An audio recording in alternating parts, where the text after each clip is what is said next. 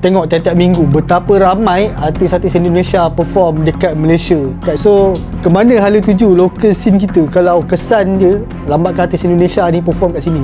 Dekat Malaysia pun orang menganggap muzik ni macam kau tak ada masa depan kalau kau main muzik. Sebab muzik ni seolah tak ada masa depan.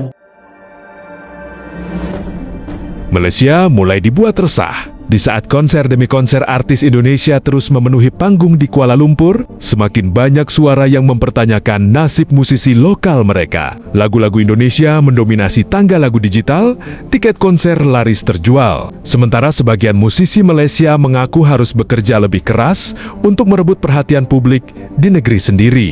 Fenomena ini bukan terjadi dalam semalam. Kedekatan bahasa membuat lagu Indonesia mudah diterima masyarakat Malaysia. Ditambah kualitas produksi yang terus meningkat dan promosi melalui media sosial, nama-nama besar dari Indonesia semakin sering dipilih promotor karena dianggap mampu menjamin penjualan tiket. Kondisi inilah yang memicu perdebatan di Malaysia. Sebagian pihak menilai derasnya arus musik Indonesia membuat persaingan bagi musisi lokal semakin berat. Meski ada juga yang berpendapat tantangan tersebut dipengaruhi perubahan industri musik secara keseluruhan. Apapun penyebabnya, satu hal sulit dibantah. Musik Indonesia kini bukan sekadar populer di Malaysia, tetapi telah menjadi kekuatan besar di pasar hiburan negara itu. Ketika ribuan penonton Malaysia rela memenuhi arena konser artis Indonesia, fenomena ini menjadi bukti bahwa karya musisi Indonesia mampu menembus batas negara dan bersaing di tingkat regional, sekaligus memicu diskusi serius tentang masa depan industri musik Malaysia. Supposedly lagu-lagu Indonesia memang the best lah. I suka sangat. Depends on Malay punya lagu, right? Guys, ini dia penyanyi Indonesia yang paling populer di negeri jiran. Kalau masa ni yang tengah ramai kat Malaysia, lagu daripada Indonesia siapa? Macam yang I tahu tapi I kurang minat, Mahalini. Mahalini. Ya, for me dia besar kat sini. dia untuk era sekarang dia besar. Macam dulu kita tahu Melly Goeslaw lah kan. Melly Goeslaw memang sangat besar lah. Tapi untuk era sekarang Mahalini lah I think. Because macam I tak minat lagu dia, I tak pernah lagu dia pun, tapi I kenal tahu, dia. Yeah. Yes, sebab apa? Sebab my friends, sebab dekat radio. Sebab dia famous lah kan? Yes, betul. So I rasa yang memang kalau era sekarang yang paling meletup so far Mahalini lah I think. Lyodra? I tak pernah dengar. Maybe I pernah dengar lagu tapi I tak tahu dia nyanyi. Maybe lah. Judika mesti tahu Judika, lah. Judika I tahu. Judika I suka. BCL kita panggil kat sana. Oh, kalau kat sini Bunga BCL. Cinta Lestari. Ya, I suka. Oh, lagu dia pun sangat sweet. I suka juga. Lagu Tak Bola Balik, lagu dengan Pak Ain Report, lagu-lagu JJ. Oh, lagu-lagu JJ. Lirik dia lebih mendalam lah. Lirik dia lebih kena dan lebih hit compared to Malaysian song. So, kalau lagu-lagu macam apa tu, kakak suka? Suka juga. Yang macam JJ tu pun best. Yang dari dulu mungkin Wali kot. Band Wali. Semua lagu Wali. Right. Dekat school pun memang semua kebanyakan suka dengar Mahalini, Rizky Febian, sebab mereka memang memang figure yang sangat besar lah, sampai lagu-lagu diorang pun, even diorang datang Malaysia pun kita orang sanggup je nak beli tiket diorang. Macam tu. Lagu Mahalini yang paling minat saya, dia lagu judul tajuk dia apa? Lagu Mencintai. Kenapa kakak suka dengar ataupun minat dengan lagu Indonesia? Jadi I suka sebab walaupun dia Indonesia, tapi as a Malaysia, kita orang faham je bahasa Indonesia. Kakak minat dengan lagu Indonesia ke? Minat. Saya paling minat dengan Melly Goeslaw. Melly Goeslaw. Yes. Melly Goeslaw dah lama dah. Ya, sebab I seorang yang I lagi suka lagu lama daripada lagu yang trend. And then selalunya lagu lama dia punya maksud lagu tu lebih mendalam. Kalau begini, tu lagu dia kan. So macam I suka lah Melly Goeslaw sebab dia ada lagu untuk pasangan ada, untuk kawan ada, untuk life ada. So seronok lah. Dia? Irwansyah. Irwansyah. Oh, dah lagu lama. Rosa. Rosa. Oh. Rosa. Ya, Rosa. Biasa yang lama-lama lah. Yang lama-lama. Yanti, gitu. Pulau Wali kan. Tu Indonya kan. Kalau macam bank tu Juicy Lucy, Sheila on 7. Then kita ada I tak ingat nama dia, Ronnie Parulian, tapi lagu dia memang Oh, best. ya, dari Idol kan? Nadi Basalama semua tu. Raisa, oh my god, Raisa best. Afghan also, Rosa. Abang yang paling favourite lagu apa? Saya lagu kumpulan apa, Wali kan? Wali Band tu. Kita Lagu dia yang salah satu yang favourite lagu apa? Lagu apa pun, nama apa tu? Yang lagu tu?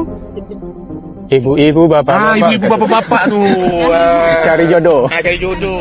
Tengok tiap-tiap minggu betapa ramai artis-artis Indonesia perform dekat Malaysia, kat ZKL, dekat Megastar Arena, dekat mana-mana lah. Latest ni ada Fiz, lepas tu Sukatani, sebelum ni ada Bernadia, Dimasif. Lepas ni pun akan ada beberapa artis Indonesia yang akan datang. So ke mana hala tuju local scene kita kalau kesan dia lambatkan artis Indonesia ni perform kat sini. So aku nampak konsert Indonesia memang akan sold out lah. Jarang tak sold out. Kalau tak sold out pun maybe dalam 80% keuntungan tu dah ada kat event organizer. Sambutan dia lebih rancak daripada local scene kita lah. So salah satu sebabnya macam Indonesia sendiri yang dah support. Daripada crowd Indonesia, dia orang support band-band ni lah, ataupun artis itulah sebelum diorang bawa kat Malaysia. So Malaysia just event organizer ni dia nampak peluang untuk buat duit je. Dia cakap crowd ni FOMO.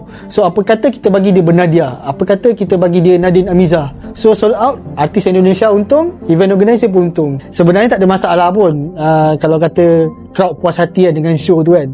Tapi macam baru-baru ni pun latihan Pesta Porak, ada Sheila on 7 pun semua orang sanggup pergi, sanggup buat Atome, sanggup buat Shopee Pay later kan, nak bayar nak bayar tiket. Bagi aku benda tu macam kesan dia ada nampak kesan sanggup orang tergila-gilakan artis Indonesia. Tapi kalau local show, jom lah kita buat pay later. Tak nak lah, siapa dia ni yang macam tu. Band lokal pun terpaksa menagih simpati dekat event organizer. So jadi payment dia orang rendah lah kan. So kalau payment rendah, contoh sepatutnya band tu dibayar dengan harga 2,000 ke 3,000, tapi dia lowball sampai dapat 150 je. 150 kena bahagi pula dengan 4 orang. Macam mana kan? So dia jadi tak adil lah kat situ. Nak kena tunjuk pula portfolio. Local band ni pernah perform dekat luar ke, pernah perform berapa ramai crowd ke. So jadi macam portfolio tu jadi benda paling penting lah. So kalau tak sebelum ni, band-band lokal kita pun dibayar dengan harga yang okey, walaupun still lowball tapi masih boleh cari makan lah. Sekarang dah susah kita nak nampak opening beberapa local band lah untuk artis Indonesia. Sebab bagi aku, artis Indonesia memang dah tapau semua dekat crowd lokal ni. So siapa yang pergi gig? Contoh lah, dalam satu venue ni ada 100 orang, tapi 90 orang yang minat Indonesia kan. So dia orang pun akan cakap macam, Faisal Besari ni jarang datang, so apa kata kita pergi tengok. So Sabtu hari tu ada 10 orang je yang tengok local band. Sebab Faisal Besari jarang datang Malaysia, local band hari-hari boleh tengok. Kau boleh pergi tempat kerja dia kan. Contoh lah kan. Kenapa saya lagi ada di Malaysia, bukan di Indonesia, tapi tetap aja lagu Tungdat. Di mana-mana lagu Tungdat.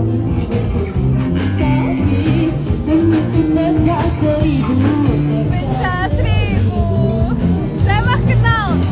Ini namanya Broken 1000.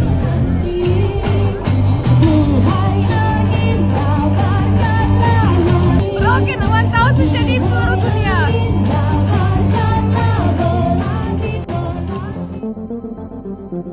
Bagaimana pendapatmu mengenai ini guys? Tulis di komentar.